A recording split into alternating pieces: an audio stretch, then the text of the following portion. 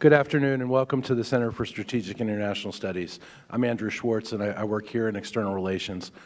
It's great to see you all here. We're starting a little bit earlier than we normally do, but it's a beautiful day and you can see all the sun coming in through our new building.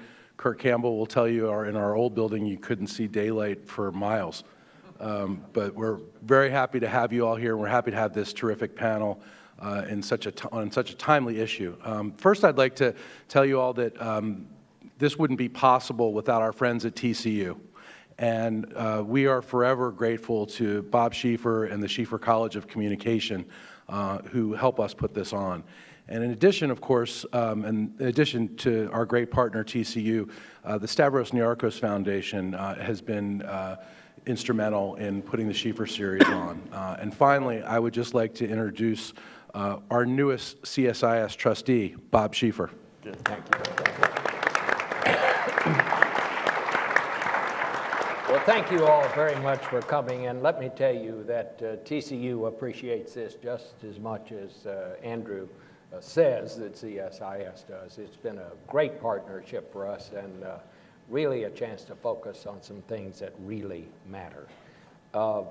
I think this subject today, when you get past the front burner issues that pretty much on the front pages of every newspaper and on the newscasts at night, how the United States manages its relationship with China in the years to come is the overarching and overriding foreign policy challenge for this country, perhaps for both countries. And we have some people that really know something about it. Kurt Campbell most recently served as Assistant Secretary of State for East Asian and Pacific Affairs. He was in the administration from 2009 to 2013. He was a key architect of the Rebalanced Asia strategy, now chairman and CEO of the Asia Group, a strategic advisory and investment group. In 2007, Dr. Campbell co-founded the Center for New American Security, which is a Washington think tank, remains co-chair of the board of directors of CNAS. He's co-authored many books and is currently writing a book entitled The Pivot about his experiences working on Asia-Pacific policy in the Obama administration. Demetri Sevastopulo, this is very embarrassing, Sevastopulo. Just Demetri. It's a good Irish name. It's just Demetri. Can I call you Demetri? You can, Okay. or anything else. Yeah. He is well known here in Washington, the bureau chief for the Financial Times, based in Hong Kong for 5 years, serving as news editor. He spent an additional 2 years in the South China regional correspondent role. He holds an MA in East Asian Studies from Harvard, where he taught Japanese and Chinese history as a teaching fellow. And then over here, our good friend Chris Johnson, senior advisor here at CSIS. He holds the Freeman Chair in China Studies. He's an accomplished Asian affairs specialist, longtime CIA guy, spent nearly 2 decades serving in the U.S. government's intelligence and foreign affairs communities, extensive experience analyzing and working in Asia. He served as an intelligence liaison to 2 secretaries of state and their deputies on worldwide security issues in 2011, awarded the U.S. Department of State's Superior Honor Award for outstanding support to the secretary and her senior staff. He too has written extensively on all of these things. Gentlemen, let me just start off, and we have had the summit. President Xi Jinping was here. Chris and Kurt, I would just like to ask you both, as he goes back to China, what did we learn about him? Well, I'm happy to start off. I think we learned several things. One is that President Xi very clearly articulated, I think, when he was here for the visit, what his hopes are for the U.S.-China relationship, which is to see at some level a recognition on the U.S. part that the mechanics of the relationship and the cadence of the relationship need to change in some fairly fundamental ways to take into account the reordering, if you will, of the global balance of power with China's growing rise and so on. This is very important to Xi Jinping. This is what's behind his conception of what he calls a new style of great power relations between the US and China, in which he sort of thinks of the relationship as being set above, if you will, all of the day-to-day bits of tension between our two sides. So whether that be cybersecurity or the South China Sea, numerous other issues where we've had recent friction. He wants to see the relationship elevated above that. And I think we saw that on display a few times during the summit, where I think President Xi was somewhat frustrated, as probably was President Obama, that you have the two leaders of these big economies, big countries, big important countries, and they're really in the weeds, talking about cybersecurity and a lot of these issues. I think there's a desire on both sides to try to elevate the relationship a little bit, and we see Xi Jinping very much wanting to do that. I think we also saw a president who, of course, we've seen this his whole tenure. Kurt knows this better than anyone, having seen him many times, who's very self-confident, who was speaking just as much to the audience at home as he was to the U.S. audience, in fact, much more so. This was especially true with regard to the pomp and circumstance of the visit, getting the 21-gun salute, the state dinner. All these things were very, very important to President Xi. Kurt, what is he different than what we've seen in the Chinese leadership before? Is he something of the same? How did you evaluate Great. that? Thank you, Bob, and congratulations on the role here at CSIS. And I want to thank Chris for bringing us together today, and it's good to be in this lovely CSIS setting. If you look at the great Chinese experiment or ambitions over the last 25 years, clearly the economy is the primary focus. But I think what a series of Chinese leaders have done, Bob, is try to put in place institutions and mechanisms that force collective decision-making, right? And so I would say when Chris and I worked together in government, we had a pretty good sense about how decisions were teed up in the State Council, the Foreign Ministry, the People's Bank of China. We knew how they would be siphoned up into the Standing Committee, and we had a sense of how the various interests were weighed and then ultimately decided. What's fascinating, and I think pretty much underappreciated on the part of the United States, in 2 years, President Xi has basically dismantled this entire mechanism. And so the reason, one of the ironies is, the reason why you've got to talk about very small, detailed issues with President Xi is that no one else has any power to talk about them. And so the only challenge in a system in which almost all the decisions are made by the leader is that it forces the leader to make all the decisions. And so we were talking before we came out, sometimes you meet with Chinese interlocutors, even very senior ones, and you can tell subtly in the intercourse that they're hoping to learn from you what you know about what's going on in their own system, which has never been my experience before. So I agree with Chris. He's a very strong leader.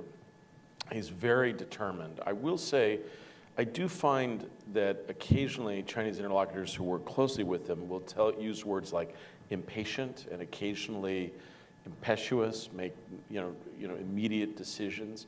That's very unlike previous Chinese leaders. I think he's prepared to accept a higher level of tension in the relationship between the United States and China.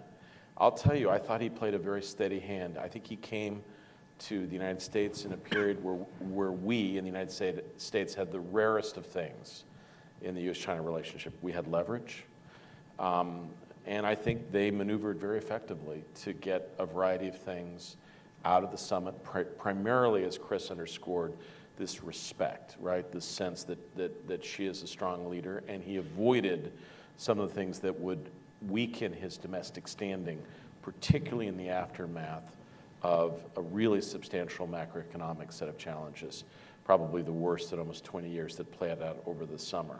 So I think Xi goes back to China somewhat relieved, and I think it is also the case that the burden of the management of the U.S.-China relationship has never rested so much on two people, President Obama and President Xi, in a world where they are both, as you said at the outset, consumed with other issues. Demetri, What do you think were the most important outcomes of the Obama-Xi summit? And talk to us a little bit about the United States' relationship with China and Britain's relationship with China right now. Sure. If I can also just add to Yes. something that to Chris and Kurt said, I agree with them completely that Xi Jinping is probably the strongest Chinese leader since Deng Xiaoping and the way he's amassed power.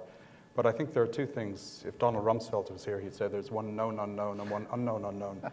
The known unknown is that given the way the economy has performed over the summer and the way the Chinese technocrats have, by most measures, I think people think they've mismanaged what's happened.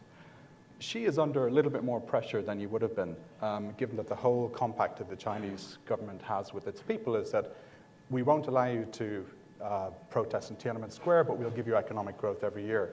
If economic growth starts to subside too much, that's a problem for the leadership. And Xi Jinping, he can use Li Keqiang, the premier, who's ostensibly in charge of the economy, as a fall guy. On the other hand, because he's taken more control of things, he assumes a little bit more risk. I think the unknown unknown is that the flip side of his play for power is that he has, as everybody knows, engaged in an anti-corruption campaign for about 2 years. We know the big names that he's taken down, Zhou Yongkan, the security czar. But if you look at the whole panoply of cadres who've been either arrested, lost their jobs, put under house arrest, it's more than 100,000 people. And therefore, there are a lot of arrows pointing in the direction of Xi Jinping's back, and we don't know at some point whether one of those will be fired. So I would say he's very, very strong, but he needs a lot of armor right now. On the US versus the UK approach to China, I think it's very interesting. As Xi Jinping was preparing to come here, the Obama administration was debating whether to place sanctions on Chinese companies who are allegedly benefiting from commercial cyber espionage. And there was a big debate in the administration, and ultimately President Obama decided to hold off for now. But he publicly said, China better watch out. In the UK, Xi Jinping arrived yesterday, I believe. The British government has basically been haggling over whether they define the relationship with China as a golden era or a golden decade. And we wrote a piece about this morning, and I talked to a lot of Asia officials in Washington, and even quoted one of them in the Financial Times this morning. I could not find a single American official who wasn't highly critical of the way Britain is playing the China relationship. And the criticism is essentially that the UK has decided that everything else is fine as long as we boost trade and generate Chinese investment, particularly in infrastructure and other sectors in the UK where money is badly needed. So I think there's a real divergence in the way the two countries are dealing with the rising Pacific power. Well, what do you mean, though, with how? Give me an example of how the British approach is different than the American approach, and what? Well, so George Osborne, the Chancellor, so the equivalent of the Treasury Secretary broadly, went to Xinjiang, the northwestern province in China, a very restive province where there's problems between the local ethnic Uyghurs, a Muslim minority group, and the Han Chinese and the Communist Party. As far as I know, he's the first senior Western politician to go there in a long time. And when he was there, he basically said, I want to take a risk on the China relationship because Britain really needs China. We want to be their biggest global partner. And ergo, the assumption was, therefore, we're not really going to raise questions about human rights. We're not going to be very aggressive in challenging China in terms of what they're doing in the South China Sea. And all of the places where the US criticizes China for perhaps not upholding the kind of norms, the international rules and regulations that have been in place for many decades, Britain is saying, although we were part of the structure of that, if China wants to go in a different direction, that's okay as long as they invest in our nuclear plants. So let's talk about the new assertiveness by, for want of a better word, of China in the Pacific. And what does that mean, Chris? How far are they going to go? We know they're building islands now on reefs. What's this all about? I think we have to step back a little bit and understand it in the broader context of, because exactly what's going on these individual islands and reefs on a day-to-day basis, it is sometimes challenging to know what their intentions might be. But where they've been very transparent since the day Xi Jinping arrived is in sort of laying out a very clear and broad maritime strategy that I think has the following components.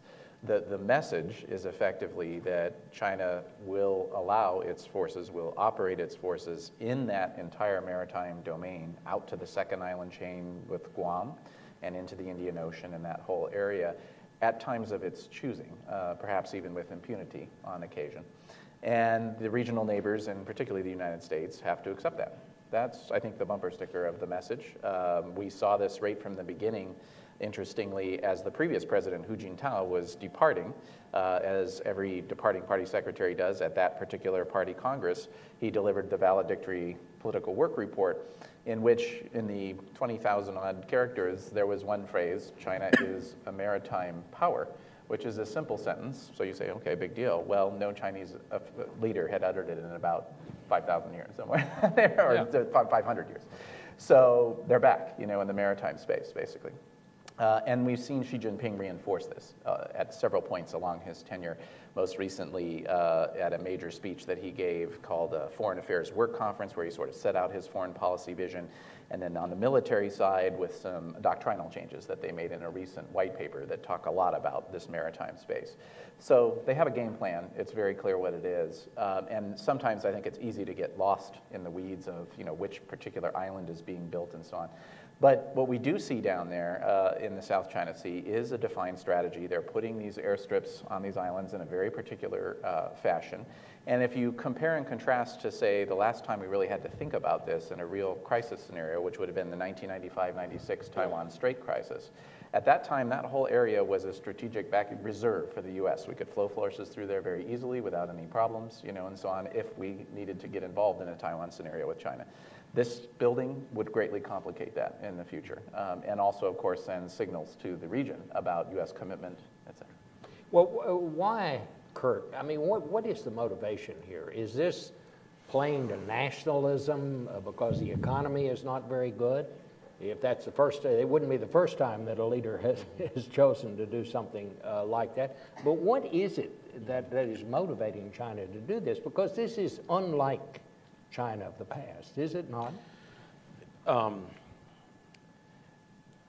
There is a lot of historical reinterpretation that goes hand in hand with the idea of China re-rising. I'm not sure. It's a longer discussion. I would say that the current Chinese mindset really is about, for lack of a better word, creating spheres of influence. And I think they would, whenever I've seen under pressure in tense meetings with friends, Chinese interlocutors, and with other ASEAN, occasionally you will see a Chinese friend in exasperation say, do you not understand? We are a big power, and you are all small powers, and you need to understand that. And so I think one of the challenges that we're trying to do, I think the United States and other countries are trying to enlist China in a larger project, which is to sustain the mechanisms, the various protocols, the operating system of Asia, freedom of navigation, peaceful settlement of disputes, validity of contracts, that has basically given Asia 50 or 40 of its best years in 1,000, right? And that for China to understand that investing in some of those mechanisms and procedures are in their best interests. But to be honest, rising powers are never comfortable just accepting the rules of the existing order. And so it's only natural that China wants to put its own stamp on things. And I think the key here is to try to find those areas where we can work with China that are not, contradictory to the existing system. Like, I think we could have probably handled the AIIB a little bit more deftly. But then there are other areas where we have to be very clear. So what Chris laid out on the South China Sea, I completely agree with him that this issue gets obscured and misunderstood. And we focus very much on the islands. In truth, the big issue on the islands really is more the surrounding nations. their views, and they compete over these little specks of coral and sand. The real issue for us is that, Bob, this is a massive area, the South China Sea. And by most measures, this is now the central, most important strategic waterway in the world by tonnage and by value, even more important than the Persian Gulf. And if you listen very carefully to Chinese friends, what they are saying is that this is no longer an international waterway, right? That we will provide the peace and stability for ships that are transiting these waters. Now, my own personal view is that that is antithetical to our strategic interests and actually antithetical to Chinese strategic interests. And we've got to be very clear that those steps are not acceptable to the United States. And if you trace one issue back into our history, right? The first time that the United States ever used its forces on the international scene with the Barbary pirates, it was around the issue of freedom of commerce, freedom of navigation, and freedom of the high seas. So this would be the one issue that I'd be very clear with Chinese friends, that we're not going to adjust our perspective, and they need to rethink their overall position. So Demetri, where do you see this coming down here? How far is China going to go on this, and what will the Western powers do in response to that?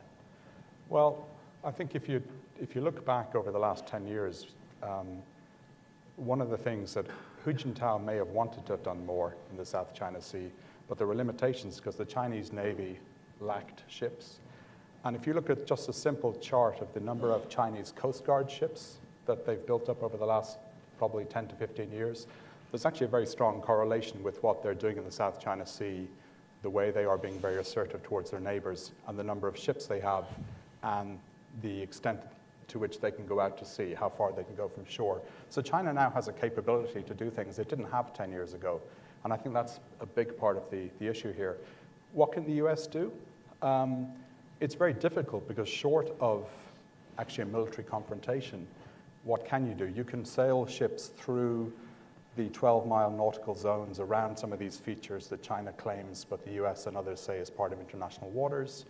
You know, that will make a point, but it's not going to stop China from doing what it's doing. And I think one of the clever things China is doing is that everything they're doing in these islands is happening actually at a fast pace, but also at a relatively slow pace. It's gradual, and no one action on any one feature or island is big enough that it's going to warrant a military response. So I think there's nothing that can trigger really assertive action from the Americans, and no one else has the capability. And in 10 years' time, 15, 20 years' time, you will look back, the landscape, the maritime landscape will have completely changed. And people will ask, well, how did it happen? The answer will be, well, it was very hard to prevent. I personally do not see how the Americans can prevent it. And I slightly disagree with Kurt. I think it is in the Chinese strategic interests to take a more active role there. I think, but from the global perspective, everyone would like them to take that responsibility in a responsible way. And if they were patrolling the high seas the way the US Navy has done since World War II, well, then it would be a different question, I think. Can I, Bob, just Sure. on that? The reason why I think they have to be careful is that the shipping that basically transits these waters depends on a very sophisticated insurance set of policies that basically govern maritime commerce. If these areas start to become judged to be more dangerous or more difficult, it suddenly alters the equation of commerce through these areas fundamentally. And so what I mean by saying that I'm not sure these actions are all in China's strategic interests, they have a profound interest in the maintenance of this system, and by heavily arming these areas, they create the potential for miscalculation, accident of the kind that we saw with EP3 in 2001. And I think some of those steps will turn out to be actually antithetical to Chinese economic and commercial actions. Chris, correct me if I'm wrong, but haven't we sort of told the Chinese that we're going to sail through these waters? Pretty much. I mean, Yeah, I mean, you know, we've had several senior Navy admirals note that this has not been done in many years. We have, of course, Secretary Carter and other senior U.S. officials have said repeatedly that we will go anywhere in international waters where we see fit. And so the stage has certainly been set. And I just want to build on something that Demetri said, because I think it's very, very important.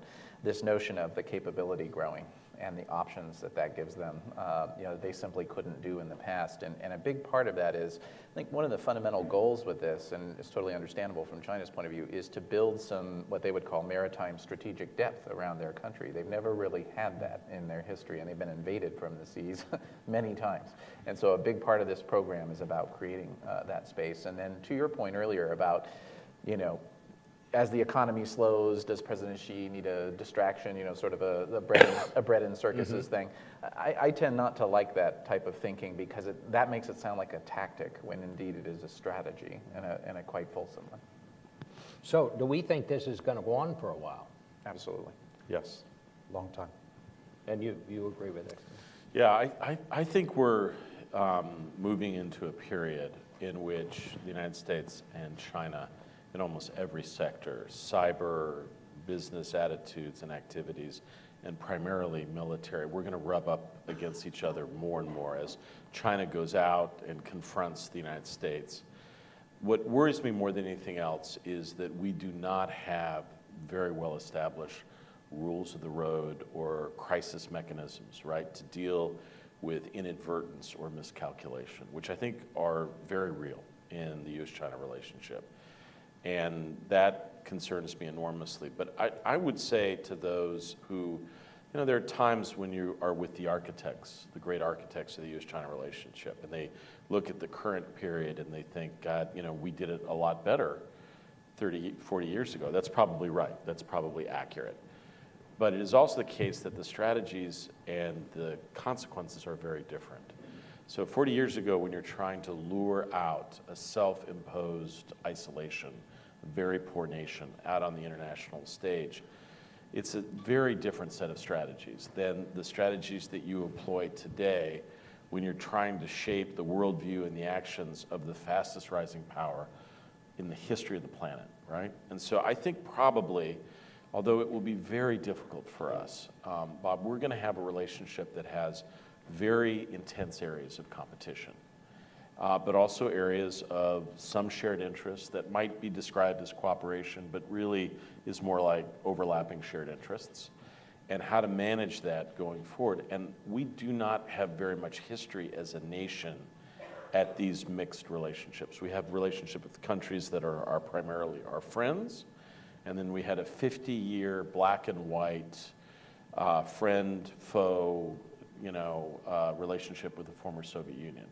So we don't have a lot of history with the complexities of a relationship like we're going to have with China, and it will require characteristics that are not often used when describing American foreign policy: deftness, subtlety, nuance, sophistication. Right? We are about special forces strikes and taking it to the enemy. This is a much more subtle game that's going to require much more preparation and capability, and it's going to be what we have to live with for decades and decades and decades. Demetri, listening to you and what you have said about the obvious difference in the way Britain is looking at this in the United States, I find that fairly disturbing. And there's not many times in our history that we find Britain and the United States not seeing these things pretty much the same. Is the United States, obviously the United States and Japan are going to be on the same side here, and Australia, but how do you see the rest of the West, as it were, seeing all of this right now? Well, you're seeing I think a huge shift in Europe right now, which is not necessarily sparked by China. It's sparked by the crisis in Greece. It's sparked by Ukraine. It's sparked by other things. But if you landed in Europe 20, 30, 40 years ago and said, who is the kind of moral leader of Europe? Who's going to take on the foe? You go to Britain many times. You wouldn't do that today. You go to Germany. And so the Germans have stepped in. I don't think they wanted to, but circumstances have forced them to step in. Angela Merkel is certainly the most powerful leader in Europe. And she's risen at a time that David Cameron and the Conservatives have essentially pulled back. Again, whether it comes to Ukraine, whether it comes to Syria, whether it comes to Libya more recently, whether it's the approach on China. The UK is taking less of a role on the international stage. And vis-a-vis China specifically, we were talking earlier that David Cameron and George Osborne met the Dalai Lama a few years ago in London in a very public way. And afterwards, the Chinese froze them out for more than a year. The British ambassador in Beijing couldn't get any meetings. He was essentially redundant. They eventually kissed and made up. And the British decided, well, we're not going to let that happen again. And so they've now cozied up to China. So you have a divergence in Europe as well. And I think while the UK and US will always have what the UK likes to call a special relationship, and it is special, but that's exaggerated. The special relationship is not as special as it used to be in the decades after the end of the Second World War. Let's go back to the summit. What do you think, Chris, what were the good things and the bad things that came out of this meeting between the president and Xi? Sure. I think the good things were several. One, we did get an agreement on cybersecurity, which has come under some fire, I think inappropriately. My own view is that the agreement does the following thing. I think the administration and President Obama was very clear about this in his comments with President Xi in the Rose Garden press conference. There's definitely a trust but verify element here that the administration is taking toward this issue. And I think we see this just in the last week where we had some names of specific Chinese firms that may be sanctioned, leaked. I thought, shockingly quickly after the ink had dried on the cyber agreement, these names were out there. And so it shows it's an issue of tension, but it's a useful agreement in the following way. It puts some parameters on Chinese behavior in this space that were not there in the past. And how does it do that? Well, with your Chinese glasses on, what has been China's great sort of effectiveness so far on the cyber issue? It's been to never, never, never admit any responsibility or that it was emanating from China and so on, And my sense is that in the lead up to the summit, as the agreement was being negotiated, they sent a very senior Chinese security official to come and talk about these issues with the U.S. side. And I think there was some recognition that some of this activity had been emanating from China. And that was a first. And we had public statements by both President Xi and this security official when he was here that, if presented with evidence, the Chinese would prosecute these things to the full extent of the Chinese law. So I think what the agreement does is it allows the U.S. then probably to take that evidence, which we have and will have going forward. And we've just seen in the last few days, cybersecurity monitoring firms have come out and said the attack profiles remain as they were before the agreement was signed. We'll take that evidence to the Chinese and say, this is what your leader said, what are you going to do? And when, it's probably more when than if, the Chinese authorities don't prosecute these people, then those sanctions will follow, And so I think that's, sort of how to think about the agreement. On the more positive side, I was pleased with several things that happened in the economic space, mainly in terms of global economic governance issues. So the Chinese were willing to acknowledge the benefits of the Bretton Woods system as it exists, which I think was meant, as Kurt pointed out earlier, to handle some concerns about the Asian Infrastructure Investment Bank that China had, and concerns that was meant to somehow short-circuit the Bretton Woods system. And on the U.S. side, we had agreement to push harder for the U.S. to get through the 2010 IMF voting quota changes that would give China a greater voice in the IMF. And likewise, we basically endorsed their participation in the IMF special drawing rights baskets of currencies. We put a lot of caveats on it, but we said we weren't going to block it. And that was very important to the Chinese. So that was a good side. On the bad side, I think the main one was, I just found it quite striking that in the U.S. and the White House released fact sheet anyway, not a single word was mentioned on the topic of maritime security, which of course shows us there were very deep divisions on that issue, and that's worrisome. And to Kurt's point earlier, I think it's a very valuable one, just that whole crisis management piece. We did have this agreement on air-to-air, and so on, But interestingly, on cyber, we got an agreement on cyber economic espionage. We didn't get the agreement that everyone thought we would, which was the so-called no first use agreement, which is mutual non-targeting of critical infrastructure and so on. And I happen to think that one's the most important in cyberspace, given how quickly things that happen in cyber can go from non-kinetic to a kinetic response. When two ships run into each other, the captains can see each other. There's an opportunity for bridge-to-bridge communication. You can kind of de-escalate that. With cyber, that's much more difficult. Could I just add on that, Bob? Yeah. Thank you. I like the way Chris laid it out, and I do agree with the positives. But I will say that one of the challenges of this, what we hope will be a positive outcome, is that you have to acknowledge that the process itself is coercive, right? So you go very close to the edge. There's a lot of pressure. There's views that there's going to be retaliation. That then causes the Chinese to start to adjust their position. And that in itself is a dynamic that over time becomes, I believe, a little bit corrosive. I think the other things that were positive, I think it's good that the two presidents spent a lot of time together. I think each laid out their positions clearly. I think we were a little bit surprised at how firm and clear President Xi was about his perspectives, right? There's a lot of us lecturing the Chinese about what we'd like to see different. He came right back with, these are our strategic interests. You're flying near our nation. You are doing things that, suggest that you're trying to contain or somehow limit Chinese power. I would have liked to, there are a couple of things that I would have liked to seen either more or less of. I do find that in these circumstances, Chinese friends spend an inordinate amount of time talking about the historic alliance between the United States and China against the marauding Japanese in the 1930s and 1940s.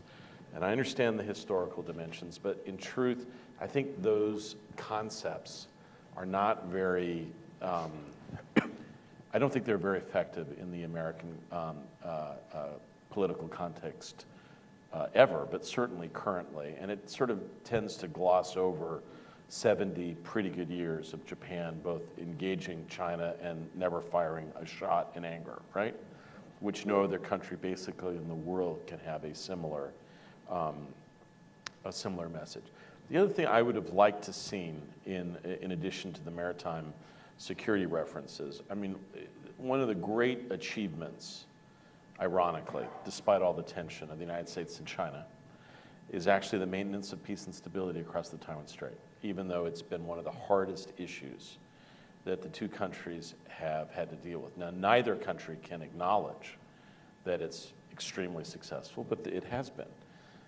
We're coming into a very different period, though, in Taiwan, and I would have liked the United States to underscore that we are strong, we have a strong commitment to the preservation of peace and stability across the Taiwan Strait, because some, kind of coercive negative measures, again, are ramping up in China because they anticipate a potential change in government in Taiwan. But overall, I think the summit was generally positive, but this is one of those summits that I think will be judged not by what happens in the meeting itself, but by subsequent activities. Will we be able to sustain the same high level of engagement? Did we brief our allies and bring them into some of these discussions? Did we embed our China strategy in a larger regional framework? And only time will tell to see if that plays out. Demetri, you lived you were in Hong Kong for many years, and is there any way for us in the West to gauge what public opinion in China is? I mean, do we know, how much do the Chinese know about what we've been talking about here today and about, these things that are going on in the Pacific and all of that? What do we know about what the Chinese think about all this?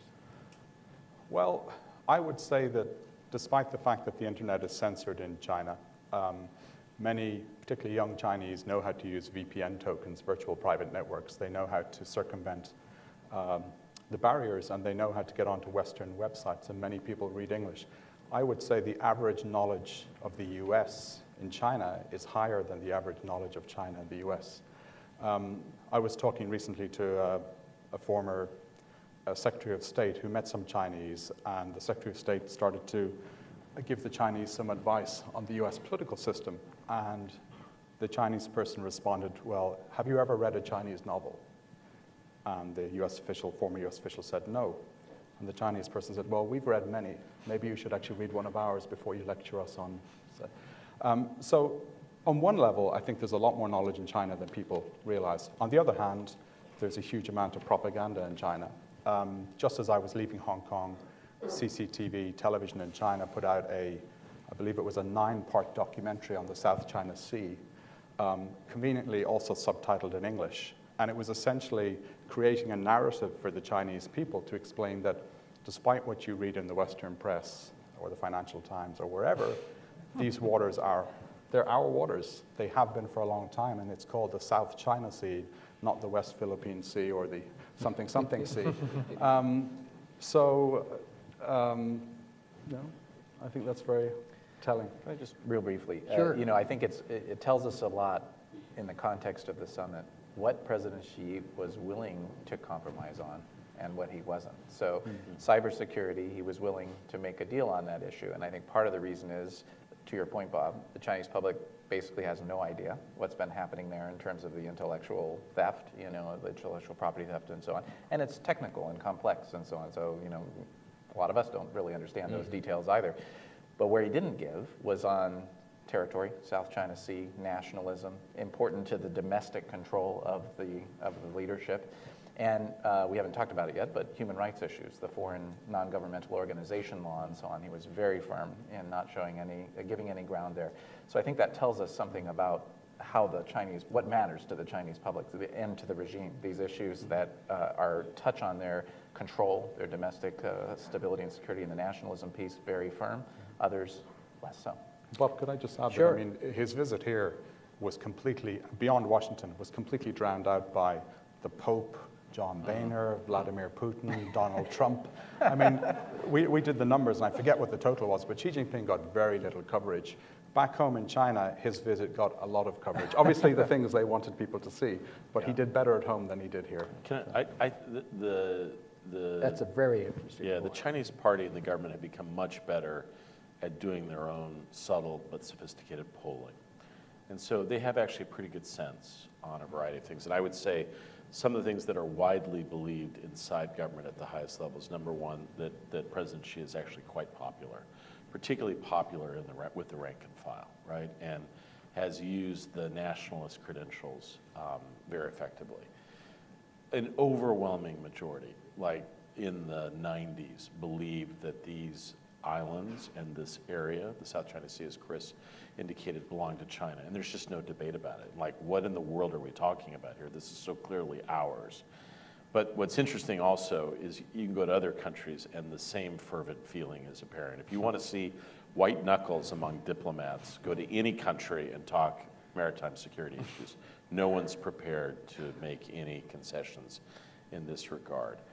I would also say that the brittleness, though, of certain public engagements are quite clear. What's different this time, for instance, than when previous Chinese leaders came to the United States, he had a security detail that rivaled, how President Obama travels, right? And no, larger, much larger now. And you can see his movement and activities are much more closely constrained, and he has much more fundamental security than any Well, Chinese is he leader. secure in his position? Demetri talked about this. Look, I think that ultimately is a very serious question, but I've heard reports about attempts. I personally think that's unlikely, but people that I respect and who follow these things closely believe that it's a possibility. I think the way I would describe him is a very strong but increasingly exposed leader. He is out there on the global stage. But I will also say, Bob, he's the only leader I've ever met who this time, he appeared younger than when I saw him when I travel. Whatever is going on, it appears to, Be working. to sit well for him. He's vibrant and dynamic. It's the hair polish is better. Yeah, that's right. But to Kurt's point, I think this is very important because one of the challenges here is that in the broad sinological community, I think there's been, to some degree, Xi Jinping has been something of an inconvenient truth for a school that had built up over time that sort of thought that the party was moving toward greater regularization and institutionalization and so on. And he's sort of blown that up, as Kurt was mentioning in his opening remarks.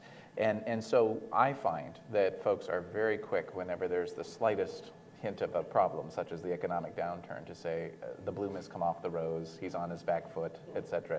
And then often what we see is him come swinging back with some sort of new anti-corruption piece or personnel changes or something along these lines. I can remember, for example, before the now sort of famous third plenum that released this, very bold reform vision, everyone said it's not going to do anything. In fact, even when the communique came out, people very quickly said, it's a nothing burger, there's nothing here. And then the next day, the formal document came out and everyone had to change tune. So I just think it's important that we not undersell, because he seems, in my judgment, to continually outperform expectations. But Well, I would go kind ahead. I think we actually swing from extreme to extreme. So we tend to, first of all, sometimes exaggerate China, all its capabilities. But then when they hit a little bump in the road, then we go the other extreme and tend to minimize their prospects. My own sense is this is a powerful country. They have the wherewithal to get through this difficult period, and they're just a fact for us as we go forward. But as much, we are a fact for them. And one of the things, the skill of American diplomacy is to underscore we're not going anywhere. We have a history in the Asia-Pacific region. We're going to continue, and we're going to have to learn to work together. Let me ask, I'm sorry, did you want to say Just something? one small thing. Just on for example, how China handled the economy over the summer. I was at a panel recently where someone said this showed that China was doomed. And I said, well, by that logic, if you look at Congress right now, the U.S. is 2 weeks away from an event. If the U.S. does not raise its official debt ceiling, it will default on its debt. I don't think it'll happen, but we're 2 weeks away. 4 years ago, when we were in the same kind of game of chicken, Standard & Poor's downgraded American debt from AAA, the top rating, for the first time. And there was a huge blow to American credibility. That's almost more important than what you do in the South China Sea. I agree. And yet Congress, we're 2 weeks away and nothing has happened. Bob, on that, we were traveling. I remember we were on one of these trips with Secretary Clinton. And, when you travel, you give the to-be expected speeches, right? Sort of like, these are the things that you're going to have to do. And we were going to give an economic speech. And so I was just getting to feel comfortable. So I said, look, we were a day or two away from this crisis in the United States. And what Asians wanted to hear was not like, what are the tweaks that need to be made in your export policy, but some reassurance that you're not going to do this incredibly self-destructive thing that will have horrible consequences for the rest of us, that you are, as a nation, not clinically insane, right? Not clinically sane. Yeah. What argument did you make? Speaking of Secretary Clinton, reminds me of the trade agreement.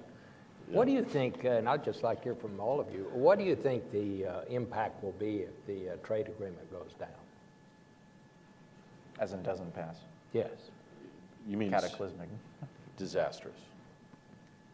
Demetri, do you have any thoughts on that? I wouldn't say cataclysmic, but I don't think it's going to be a good thing for anybody, including China. I think we have to realize about this, Bob. First of all, it is the singular economic and commercial achievement of 5 years of work, number one. We don't got any other game in town. And Asians, the price of admission into the Asian discotheque has gone way up. And we got to have a plan of action. And they like the fact that we have our military forward deployed, but what they're really looking for is an America that's confident, that has an economic agenda, that wants to work with other countries, and that we move immediately on to phase two, right? Which I hope will include friends and partners like Korea, but also I have high hopes that there will be elements of the TPP that China will aspire to, and that China itself may use elements of that to help drive reform in their own country. So my own sense is that it's extraordinarily important. And those that say, well, look, it's not that bad, I think they're misjudging how difficult it is for the United States right now in Asia. Do you see it in those terms? I do, especially because I think it's very important to recall that, yes, TPP is certainly about economics and trade. It is a highly geostrategic document as well. The whole reason, in my own assessment, that Japan decided to get in, for example, much more about geostrategy than the economics. They were going to lose some things in the economics, but they knew they had to do it. And it was quite striking. I remember being with Kurt, actually, in several meetings with Chinese where we were talking about this. In the early stages with TPP, they wouldn't quite break out into laughter, but they just thought it wasn't serious. And then when Japan got in, it got their attention, and suddenly it was very serious and so on. So I think it's just such an, as Kurt said, it's such an important statement of our credibility. It's what the Asians want to see, that we're not just a military power, but we're in the game economically. And it is good for China because they will feel at some point, and there's a big debate, we're seeing this in China right now, like that proverbial child with their face pressed up against the glass, seeing this all going on around them. And they won't, I'm not as certain that they'll ever sign on to TPP. My sense is that their hope will be to transcend TPP and move straight on to a free trade area of the Asia Pacific, or maybe a revived Geneva round, or WTO round, something to the Geneva process. But it's a forcing function, and I think that's good for everyone. Would anyone like to ask any questions? Right here. The lady on the front row here. And tell us who you are. Thank you very much. Jennifer Chen, reporter with Shenzhen Media Group China. Just as Mr. Demetri mentioned, the bilateral relationship between China and the UK is expected to enter the golden age as President Xi Jinping is paying a state visit to the UK right now. So I just wonder, sir, your observation, how do you assess the impact of the golden age UK-China relations to the future US-UK special relations? Thank you very much. Who'd like to do that? That's Demetri. So whether what the UK is doing with China will impact the UK-US relationship? Yeah. I think it will have some impact, but at the end of the day, there are a lot of other issues where the UK and the US are working quite closely together. And as I was saying maybe before we came on stage, every year in Singapore there's a big defense conference called Shangri-La where all the Asians, the Americans go, and the Germans and the French go too. The British tend not to be there, which is a sign that actually the British focus on Asia, with the exception of China and trade, is much less intense than the US focus on Asia. A, because Britain is obviously not a Pacific power the way the US, or at all. And secondly, because Britain is a very small country relative to China, which is something that the Chinese press likes to point out every day. Anyone else? Over here, this side. Thank you. I hope the panel will allow me a comment as representative of the British Embassy, where I head the Asia team, where I've been listening with great interest. I'll just say a couple of You all things. understand. I'm sorry, it's very difficult in here. There's an echo. Maybe if you'd stand up. Sure. Can you hear me better? Yes. Yeah, that's I head better. the Asia team at the British Embassy. My name's Lucy Hughes. It's been very interesting listening to the panel. I'd just say, first of all, we don't really recognise the narrative which Demetri sets out of only talking about economic issues with the Chinese, because we've been very clear, as the Chancellor has in China, and the Prime Minister has as well, that we see the economic conversation as being very important, of course, but making it easier to have the other conversations as well on all the difficult issues which you've been talking about. We've had a series of private, senior, extensive conversations with the administration, and they've not actually said anything which represents the positions that you've characterised. I'd also just add that Michael Fallon, our Defence Secretary, was in Shangri-La this year. Well, I mean, it's hard for me to disagree with that, except to say that when I was reporting my piece this morning, I talked to a huge number of age officials in Washington, and not one of them said to me that we support what George Osborne is doing, including Evan Medeiros, who until 2 months ago was Barack Obama's top Asia advisor, and he himself said that the UK was engaging on a very dangerous path. So. Right here. Sir, I'm Eisen Morogi. I'm medical officer with a civil affairs unit out of Fort Meade. Thank you very much for this distinguished panel, and Mr. Secretary, thank you for your service.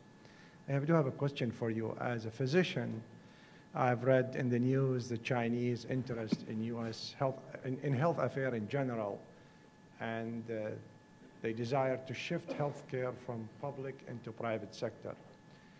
Do you see a healthcare playing a role in United States-China relationship? Is there an interest from China in healthcare, U.S. healthcare sector? Yeah, I can answer that. So look, that's a great question. I mean, look, in truth, the issue that we focus the most on is this symmetry, you know, kind of mano a mano at the top level. But as important is the much broader societal engagement that takes place.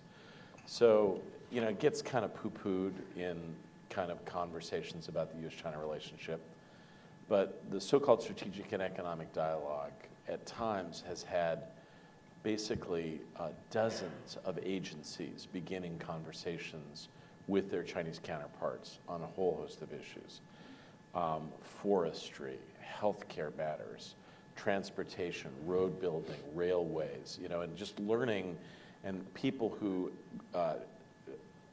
relationships that did not exist, seeing what's possible. And it's, you know, if you're at our level, Chris and I or whatever in government, you can get cynical sometimes, and you can, but when you see people for the first time meet their counterparts, and I watched a group of people who talked about in forestry, talking about how they could work together on reforestation issues and lessons learned on each side, and they left really having developed what could be a very important relationship. And we say the same things on healthcare, on welfare, and education. My own personal belief is that we are in a race in which we need a much broader group of people in both countries to understand the importance of the relationship. If you ask me what two countries on the planet are most uncomfortable with interdependence, probably the United States and China. And what two countries probably today have the greatest amount of interdependence across the board, trade, macroeconomic, probably the United States and China. And so as bitter as this is going to be, we are going to actually have to learn to live together and find areas of constructive cooperation, right? All right, right here. Thank you. Jane with China's Sina News. Just following up on the UK question to Mr. Campbell and Mr. Johnson. UK seems to have a better, softer welcome toward Xi Jinping, and why do you think that is? Thank you.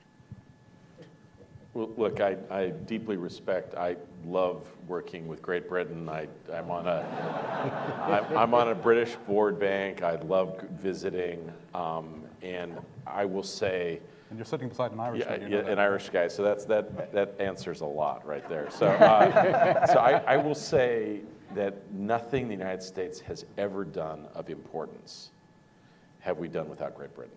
That is just across the board. And so if you ask me what is most important, which has been absent generally, and there's no one you can blame on this, but we have very detailed, in-depth discussions with European friends about Syria, about climate change, about Iran, about Iraq, about Afghanistan, about Libya, about Qatar, about every issue around these complex, about Russia and Ukraine. So we always say to ourselves, gee, we've got to find more time to talk about Asia, since both Europe and the United States are pivoting to Asia. We both recognize that the lion's share of the history of the 21st century is going to be written there. So we need to find the time and energy at a strategic senior level to talk more about Asia and about China's role in it. Now, I think that could not be more important. In fact, I think China is now well ahead of us in these conversations about Asia with European friends. I must say, I do share some of Demetri's concerns. I do think it's going to be important for Britain to understand that there's a larger set of concerns than just trade and commerce, A. And B, China and other countries respect firmness and a clear statement of purpose. And I would like to see Britain uphold some of its commitments that it's always had in the past. Uniqueness of Hong Kong continuing. I think the commitment to dialogue between China and the Dalai Lama, some human rights issues. And so I think those matters are important, and I'd like to see them continue. I do not believe that this will cause a gap between the United States and Great Britain. There's too One many more things question. that unite us. Right here. Thank you very much for a very interesting conversation. My name's Paula Stern, and I was surprised that y'all didn't talk about the BIT, the negotiations regarding the bilateral investment treaty. Me too, I forgot. I beg your pardon? I said, me too. I'm surprised. I meant to bring it up, and I just simply Good, forgot. I'll do your job. So, do my job. I give you a chance to comment. Thank you. Dimitri, why don't you start? Who wants to talk? Chris, Go ahead. I'll start and you follow. Everybody. Why don't you start? Okay. I would simply say this. I think, per the discussion we had about TPP a moment ago, we're late in the Obama administration now. Whatever remaining bandwidth the economic officials in the Obama team have will be fully dedicated to making sure TPP gets across the line, and probably maybe on a much smaller scale dealing with unwinding, in our case, 40 years of sanctions with Iran, and in other countries' case, 5 years of sanctions with Iran, and making sure our own firms aren't at the very end of the very lengthening line. And so the BIT is important as a concept. I think what I found striking... Say what BIT is. Oh, yes, the Bilateral Investment Treaty between Yeah. the United States and China, which has been proposed as sort of a stepping stone, if you will, toward TPP, that the Chinese aren't ready for TPP yet, so you have something called the Bilateral Investment Treaty that helps them get there. I was struck by the language in the fact sheet, which basically, if you parse through the Diplo speak, said, negotiators, get in the dark room and keep negotiating. The negative lists that were exchanged didn't move the needle very much. Interestingly, just today, the Chinese are talking about some pilot programs about domestic negative lists, and so I think that's very encouraging. So this is on their minds, but this is the project of a next administration in the U.S. Dimitri? I mean, I would agree with that. The only other thing I would say is that there's a lot of debate in China now as to what extent Xi Jinping can move forward with some of the economic reforms, some of which are related to the BIT. And I think what we see right now is that there's a lot of argument happening behind the scenes in China about how quickly China reforms, particularly given what's happened to the economy. And regardless of how it was mismanaged over the summer, the Chinese economy is definitely slowing. There's disagreement as to how fast it's slowing. But certainly the Chinese don't have a uniform position on what they're going to do. So, Paul, I really appreciate the question. I actually anticipated that there would be more progress than there was. I was surprised by that. And I think it basically plays to both Chris and Dimitri's point about I think the real limitation factor is not on the U.S. on this side. I think it's really more on the Chinese side. The only issue that's really hard for us right now really are the issues associated with currency and manipulation. And I think that over time can be managed.